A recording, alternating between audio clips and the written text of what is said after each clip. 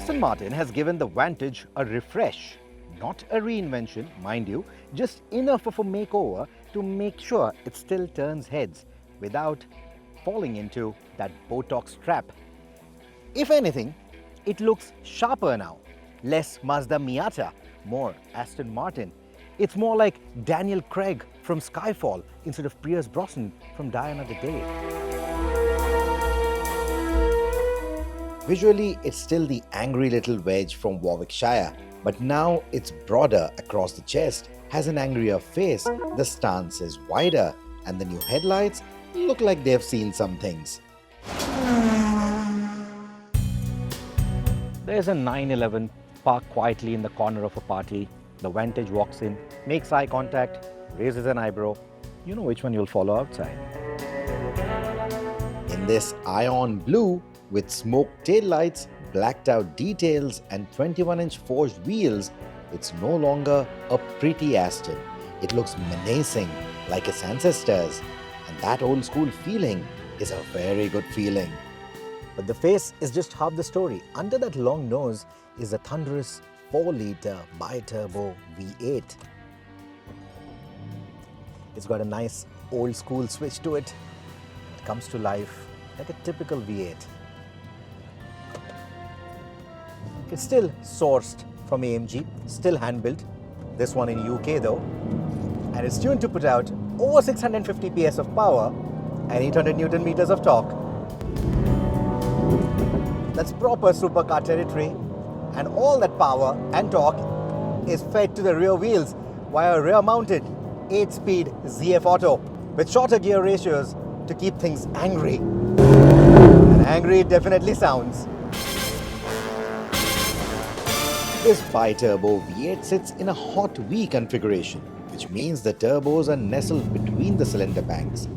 This makes the engine more compact, sharper to spool, and louder in personality. And the exhaust note doesn't go through the speakers, but it has gone through enough tuning to earn itself a degree or a PhD in sound engineering. It doesn't sound like a Falterbach synth pop. This is Led Zepp unplugged.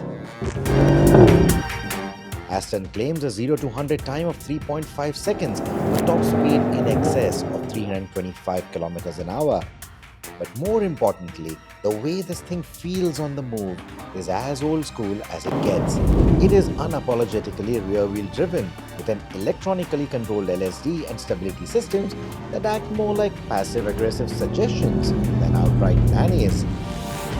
And you get plenty of feedback through your fingertips, through your steering, through your backside, even through a bit of fear.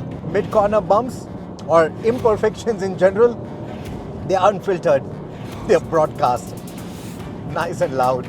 But this is a sports car after all. The chassis is 30% stiffer now, the adaptive dampers are quicker to react, and there is a new E-Pass setup that somehow hasn't killed the steering wheel. On a good road, it eggs you to push harder. On a bad road, it warns you politely before it tries to kill you. This is twitchy in a good way. And yet, it's oddly civilized. The adaptive suspension, it breathes well over India's lunar terrain, lunar surfaces. Of course, it won't glide over everything. It's still a sports car, especially with those low-profile Michelins. But it'll get by pretty well even in Indian conditions, as long as you're not trying to be an idiot. Inside, Aston Martin has traded the Mercedes-Benz hand-me-down infotainment system and installed its own system now. It's slicker, faster, and actually touchscreen. The 10.25-inch display and the 10.25-inch digital cluster don't feel like an afterthought anymore. The cabin is wrapped in tan leather with contrast stitching, with carbon inlays and satin dark chrome detailing. It's elegant without trying too hard, like it's confident you already know you are in something expensive. You sit nice and low, the driving position is near perfect, and these seats, they hold you in place like a firm handshake. Visibility? Forget it. There are, of course, cameras, there's the 360-degree system, there's the radars and everything, so that you can back out of a Bandra cafe without taking a scooter hostage. You need those aids for sure in our driving conditions. But let's face it, you don't buy this car to see out of. You buy this car to be seen in.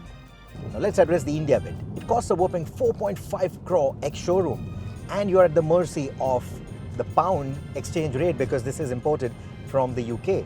That's quite a bit of money. That's way beyond the standard 911 territory. That's 911 Turbo, 911 GT3 kind of territory.